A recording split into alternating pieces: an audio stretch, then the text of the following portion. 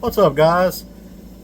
Life's still been kind of chaotic here lately. Dad's still recovering, which he's doing much better for anybody who is aware of, what happened. He did have that nasty fall, and he's been in rehab, and he's way beyond where he was. Still got a little work to do, but he's getting there. That being said, I haven't really had a whole lot of time for making content. I've really had very little time for anything fun. That being said, I finally got back out in my shop and started doing some more reloading. It's been a little while since I've been able to. I've been loading up my 357s and separating cases that are, in bad shape. Either they're damaged like so, or they got cracks along the rim, and I figured maybe I'll make a video showing y'all what I do with all of these 357 Magnum cases that are no longer good enough to be a 357 Magnum. Check it out. What I do is I basically turn it into a 9mm. I take a standard 9mm case,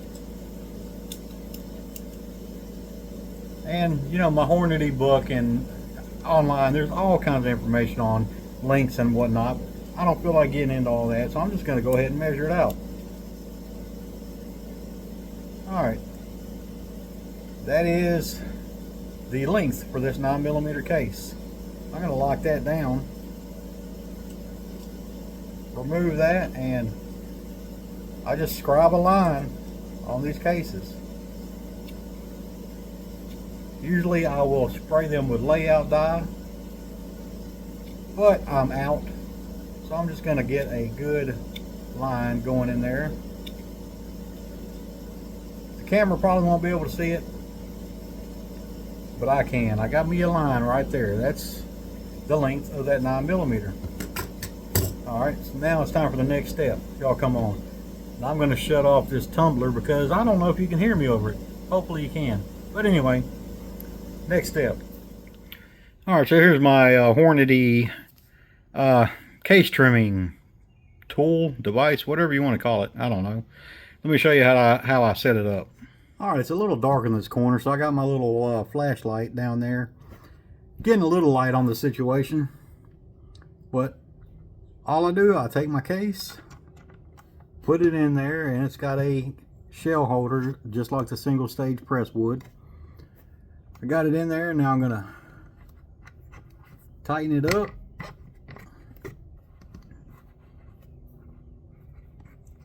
Alright, that's good and tight. So now I'm going to bring it out a little bit closer. And there's going to be probably a lot of experts telling me that I'm not doing this right, but you know what? I'm doing it the way that it works for me, so be gone with you. Now I have an adapter for a power drill. This comes with a manual crank handle, which works great, but I'm lazy. I don't want to do that. So let me hook up my drill real quick.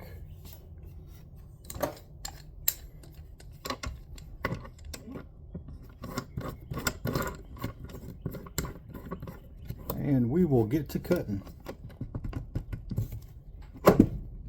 Alrighty, here we go. I'm going to hold this flashlight up here so I can see.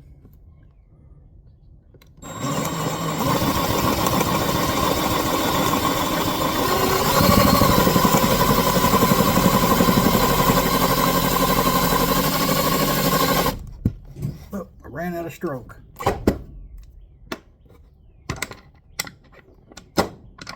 It's been a while since I've done this.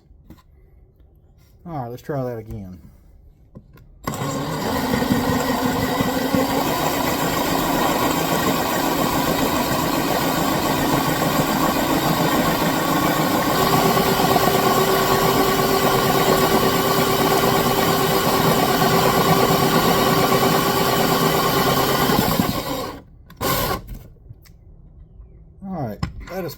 much where I want it to be. So now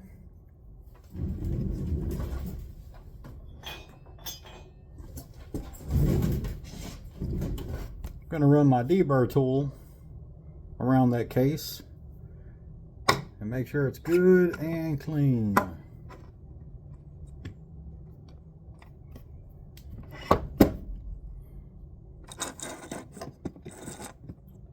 Oh, I need some better light out here.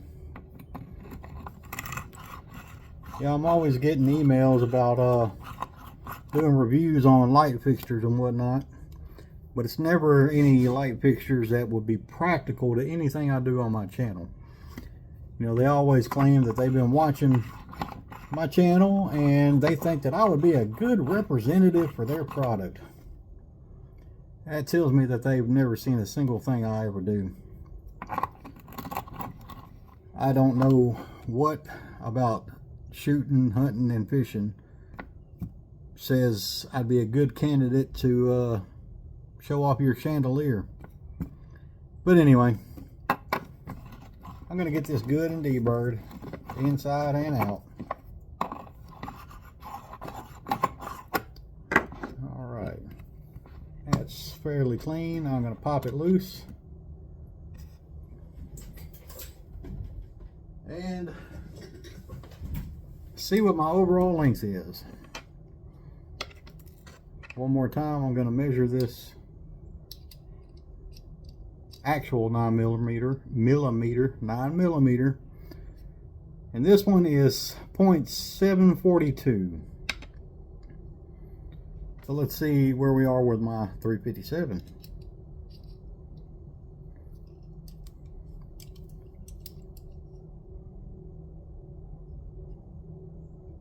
.759. So I'm going to take off just a little bit. This would probably be fine, but just for the sake of doing it, I'm going to trim a few more thousandths off of it.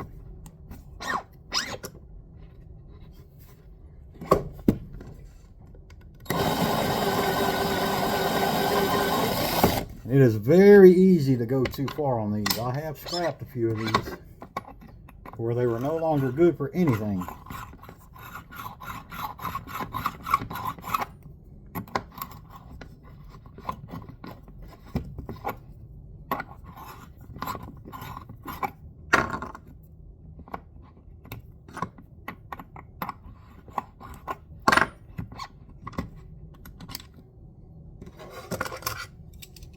Alright, let's see what we got.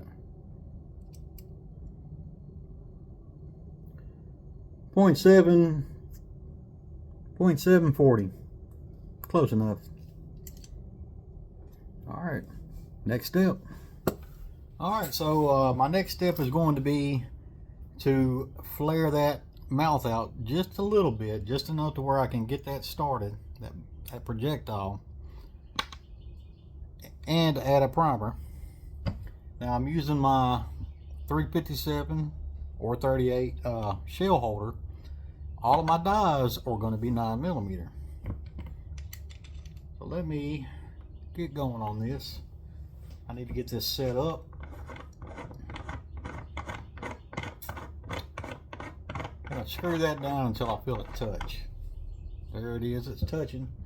Pull that down and screw it in just a little more. Maybe it wasn't touching.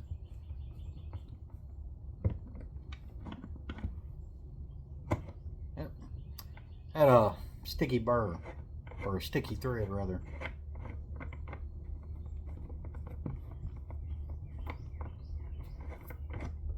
There it is. Now it's touching. Drop it down, give it a couple turns. See how it looks. Needs a little more. Give it another quarter turn. Whoops.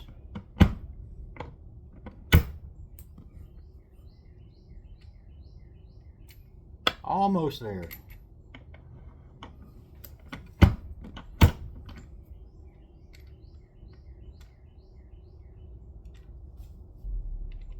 I think I can work with that, but I'm going to give it just a touch more.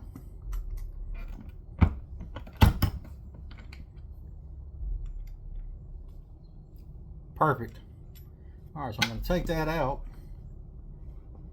I'm going to take my small pistol primer and get that installed. All right, there we go. Next step is going to be powder.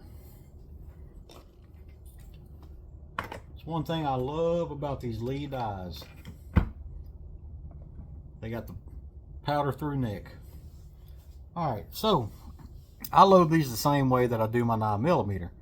So for just standard velocity plinking loads, I load it with 4.2 grains of tight group. Let me get my scale set up.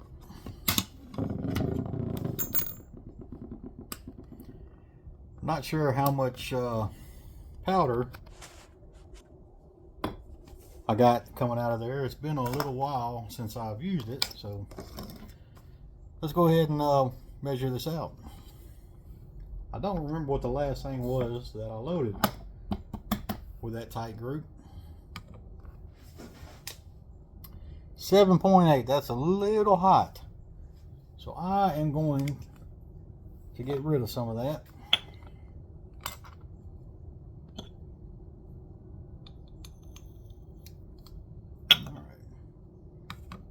Looking for 4.2.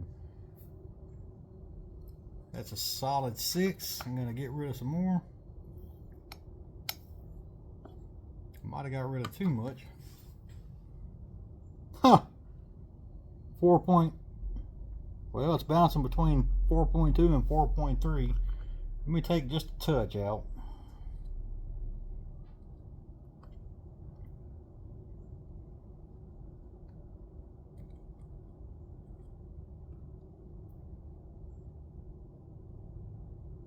There we go, 4.2. All right. So I'm going to go ahead and dump all that. So now we have a primed, flared, where's the camera at? And charged case. Next step will be put a projectile in it. So to do that, I'm going to get rid of this.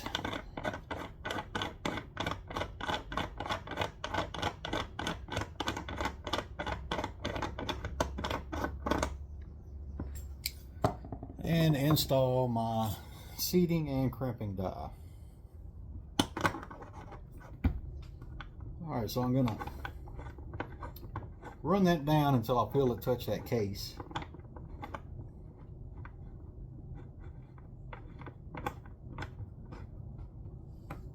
There it is, it's touching the case, so I'm going to back it off just a touch and lock it down. Alright, so this top section is the bullet seater. I'm going to back it out pretty good ways right now. I'm going to take this and just set it to the side, and even though this is a 357 shell holder, I'm going to put this 9mm in it. It's not going to fit right, but I'm going to use it just as a reference to get a starting point on my bullet seater. I'm just going to run that down until I feel it touch, and it's touching right there. Alright, pop that back out, pop that back in, pop in this 115 grain 9mm projectile. Alright, now I'm going to measure this to make sure my overall length is about where I want it to be. So again, this information is in all the books and it's readily available online. I'm just going to go ahead and measure. This is a factory 9. This is my overall length. 1.143. I'm going to see what mine is coming in at.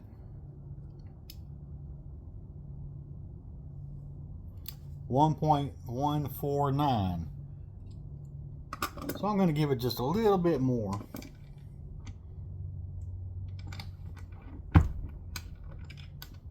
All right, give it another measure.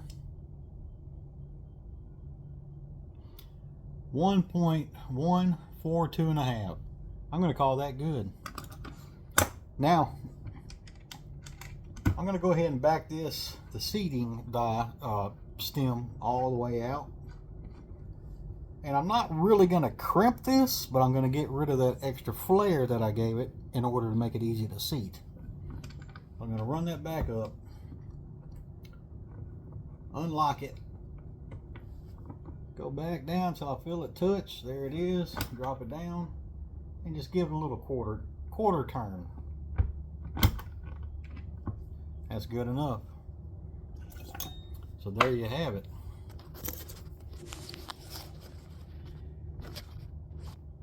There you have it.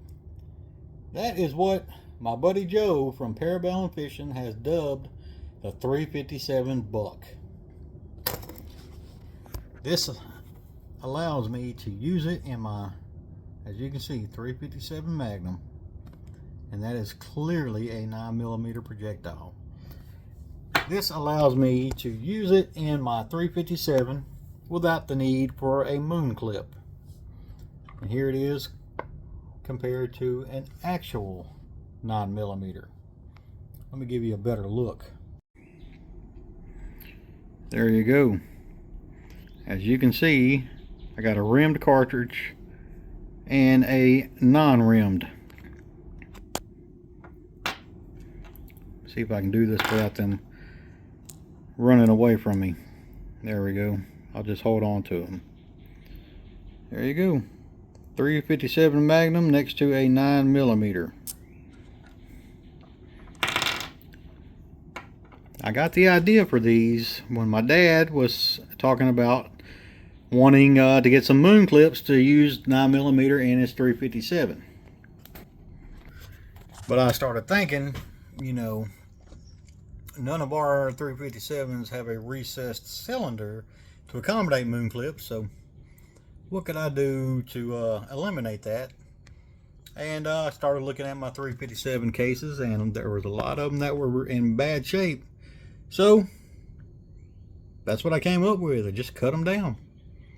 So I'm going to load up a handful of these, and we'll go out and shoot them. Come along. Alright guys, unfortunately one of my cameras does not want to work today, so I'm going to have to do a portion of this with my cell phone. I got it sitting on the hood of my truck, and gonna do the best I can. I do have a camera down there pointed at the target, but first I'm going to take 3 shots through my chronograph right there. That is unfortunately sitting very low, but what can you do? Nothing's going right today. Anyway, let me get this thing set up and let's get at it. Alright, I'll do 3 shots through that chronograph and I'll call them out to you. They're not going to be very fast. They're not meant to be. But let's see what they are doing.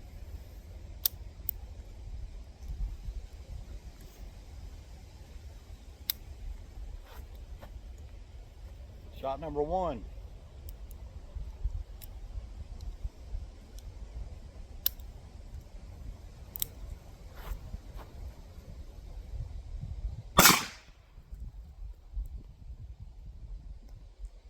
Didn't even register. Let me step back a little bit.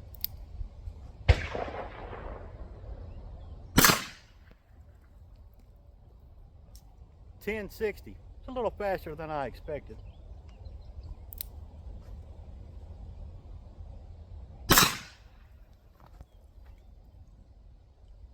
$9.58. Okay, so they are moving a little bit. Let's shoot the target. Alright, so now I'm going to load up with 7 rounds. And I'm at about 15 yards, give or take. And see what it looks like on paper. I never chronographed these before, so they were doing a little they were going a little faster than I thought they were. They feel very mild, but then again, I'm shooting them through a 6-inch 357. All right, let's see what happens.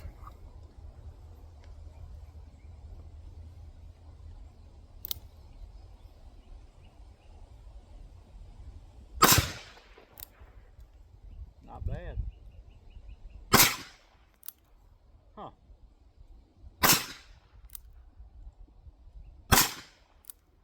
That one went crazy on me.